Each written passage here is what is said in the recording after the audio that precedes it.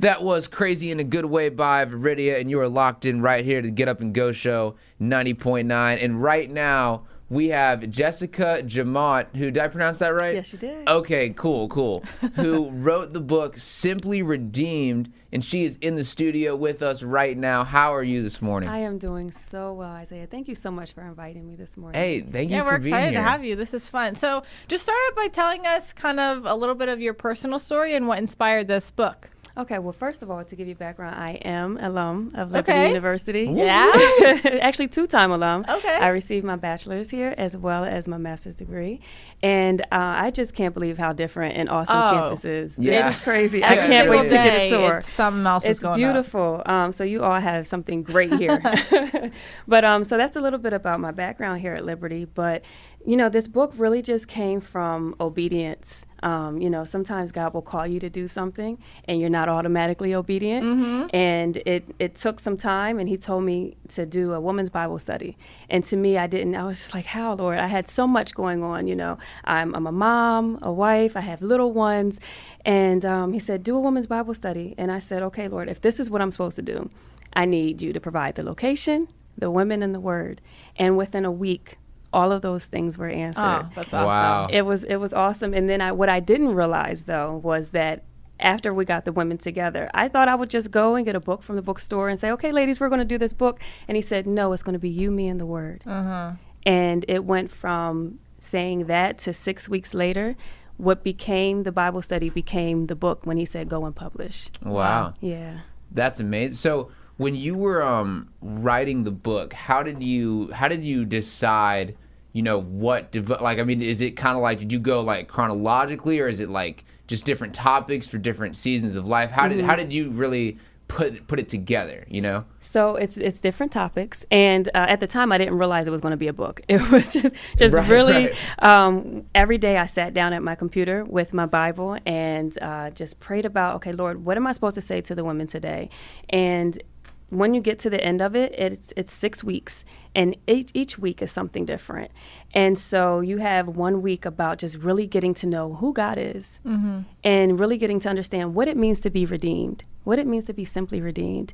And then as you go forward, it touches things on self-awareness and identifying things about yourself and loving yourself. Because sometimes we realize that we really don't know ourselves or love ourselves. And then what it means to love others and forgiveness with other people.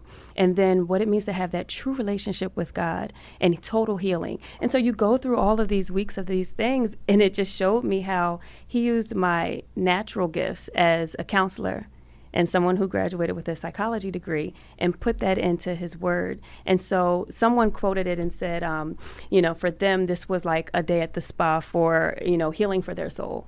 That's awesome. Oh, You that's know? a good And one. so, Yeah. it's beautiful how he used that. Yeah, going off that, kind of talk about the growth and maybe even the healing of your soul that happened writing it, because I'm sure that was just an Yes. incredible experience. Because the thing is, it wasn't just for the ladies in the group. It was for me as well. I went through everything with them, and so it was awesome, an awesome experience. One of the weeks is about identifying spiritual warfare and the enemy and how he tries to attack. And you know, when you're obedient, that is when the enemy really, you know, tries to come after like you. that. He does not like that. And so there were so many things that I experienced in that time of even being transparent, because really this book is about being transparent in who we are as Christians. You know, some people think it's hard to say, you know, oh, I'm a Christian, you know, and they believe that we have to walk around as little perfect beings, but we're not perfect, you know. And Not so at all. absolutely. And so to be able to be transparent and say, look, this is what I've experienced in my life. You know, how can we relate? How can we help one another and talk about the grace and mercy of God? Yeah. I love how you're talking about, I love the transparency. Yeah, we're all about that on this show. Yeah, really, because We probably share too much sometimes. yeah, probably.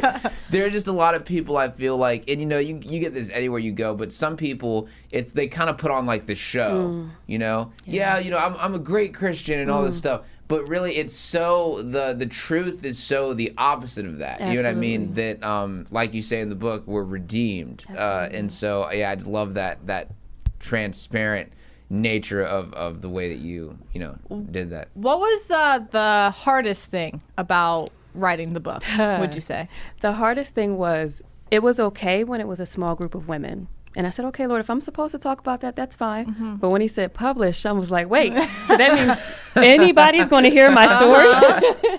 And so to be truly transparent means that you just have to trust God with the things that he's, allowed you to experience. Because when we experience things in life, it's not just for us.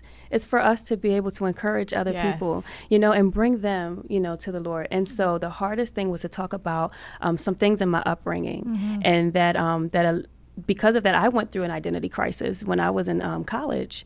And so to be able to discuss that here and how that can help someone else, it was hard, but in the end, God gets the glory. Oh, for sure. And he's all about that, which is so awesome. We love that. Talk about, we did the hardest. What was the most rewarding part about it?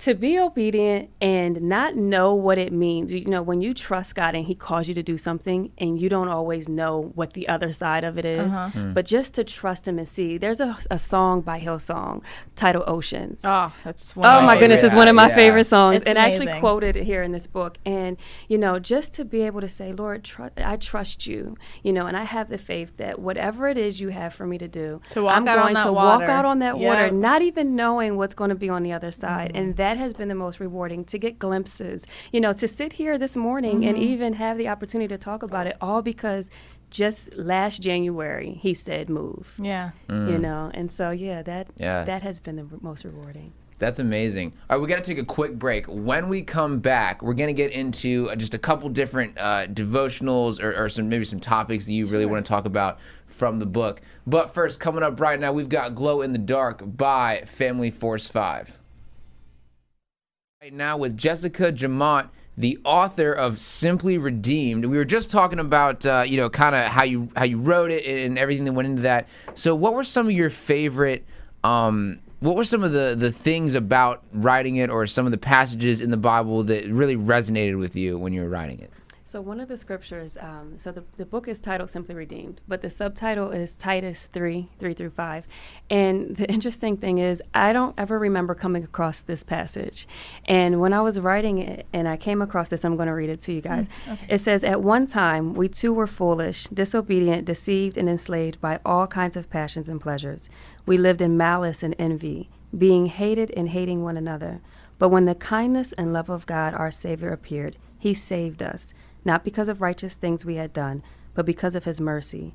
He saved us through the washing of rebirth and renewal by the Holy Spirit." Oh, and that's so powerful. It's just like, that is exactly what it means to be redeemed. That is not by anything that we can do ourselves. We can't consider ourselves to be so great a men, because God is just that merciful.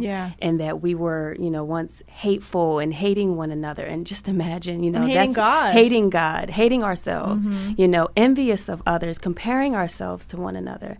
And yet, this is what he's done for us. That's incredible. Yeah. What was, if you had to pick one or two favorite topics? I know in the break you asked me to pick one, and I was talking about the Just One Touch. So just talk about that one and maybe one other one that you liked writing. So with Just One Touch, it's really interesting that you chose that one, because if you think about all the stories in the Bible where you have people who are dealing with leprosy, for example, no one wanted to be around them. And within 100 feet of them. Absolutely. No one wanted to even look at them, And I give this account on how, in that passage, I give this account on how it's so important from the time that we're born to be touched.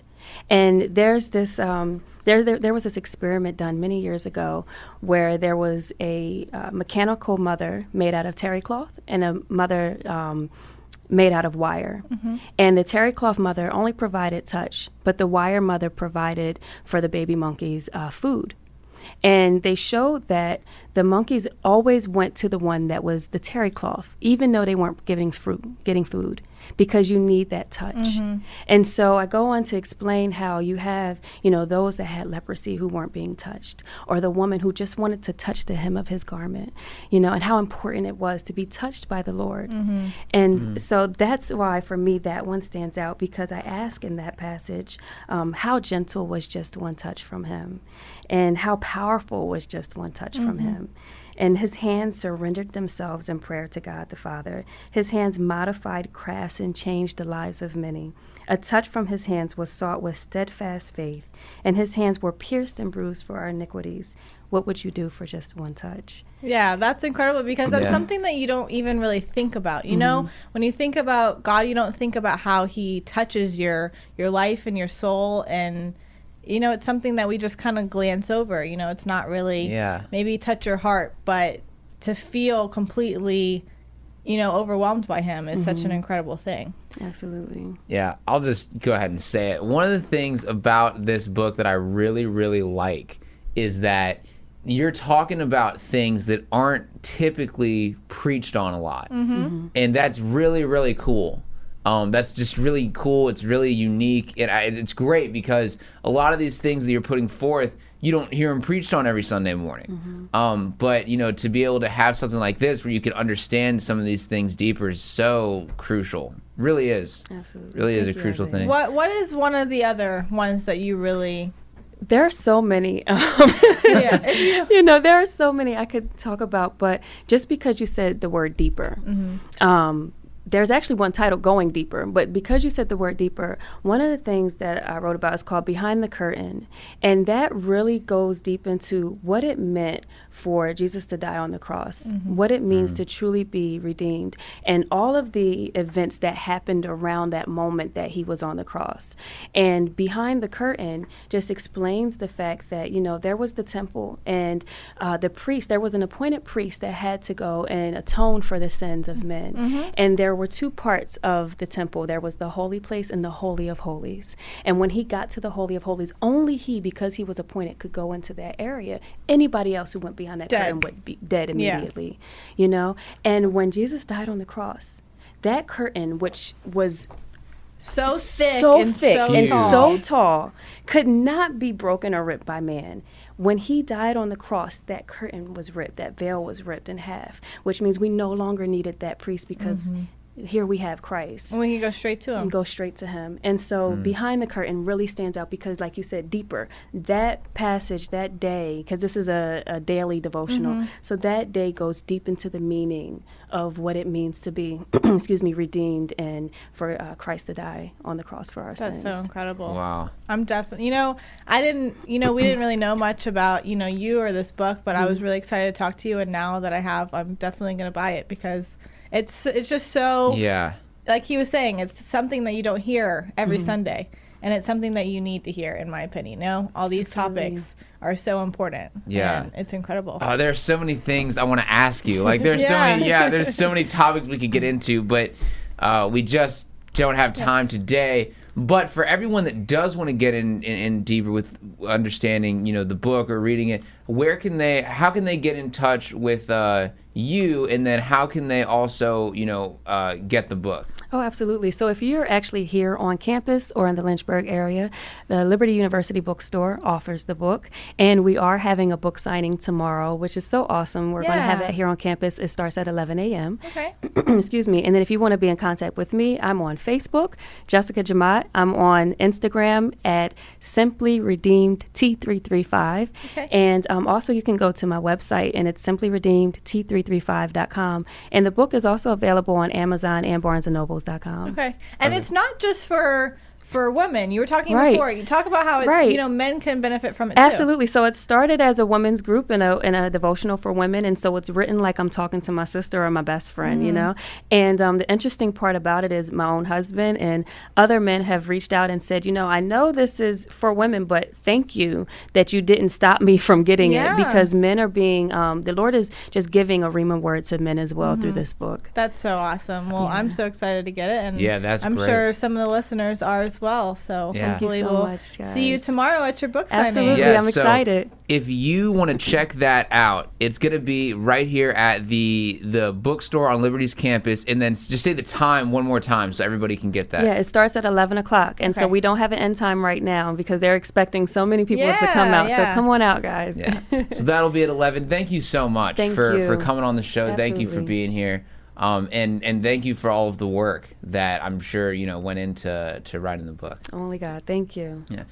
All right, coming up right now, we have a song that really I chose specifically because of the interview. It's called You Are Good by Todd Galbraith. So this is the song coming up next. After that, we are going to be right back. Lord, you are good. You've been so good. Lord,